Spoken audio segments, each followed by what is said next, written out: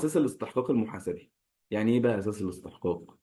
يعني انا بثبت عندي الخدمه اللي انا قدمتها، بعت بضاعه بالاجل، بعت بضاعه بالاجل لمورد، وهحصل سوري العميل، وهحصل فلوسها كمان شهرين. احصل الفلوس بتاع الخدمه او البضاعه اللي انا بعتها كمان شهرين. في الحاله دي اسجل العمليه دي ولا ما اسجلهاش؟ اكوردنج للاكونتنج ستاندرد لازم اسجلها. طب هتسجلها ازاي يا عم؟ انت لسه ما حصلتش فلوس. ايوه هسجلها. تسجلها بقى حاجه اسمها ايه؟ ده الاكرول بيس. ان انا بثبت ده طبقا للمعايير بتاعت المحاسبه وطبقا للمبادئ بتاعت المحاسبه وكل حاجه، ان انا لازم اثبت عندي عمليه البيع ديت بغض النظر انا حصلت فلوسها او ما حصلتهاش.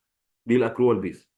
طيب في الناحيه التانيه ككوست او كاكسبنسز بسجلها ازاي؟ نفس الكلام. اشتريت بضاعه من مورد واتفقت معاه ان انا هدفع له فلوسها كمان شهرين. تمام. هسجلها عندي از كوست. تمام، بغض النظر ان انا دفعت او ما دفعتش. كويس. فده كده اسمه ايه؟ اساس الاستحقاق المحاسبي. ان انا بثبت الايراد او التكلفه بغض النظر عن الاساس النقدي اللي هو عمليه التحصيل او السداد.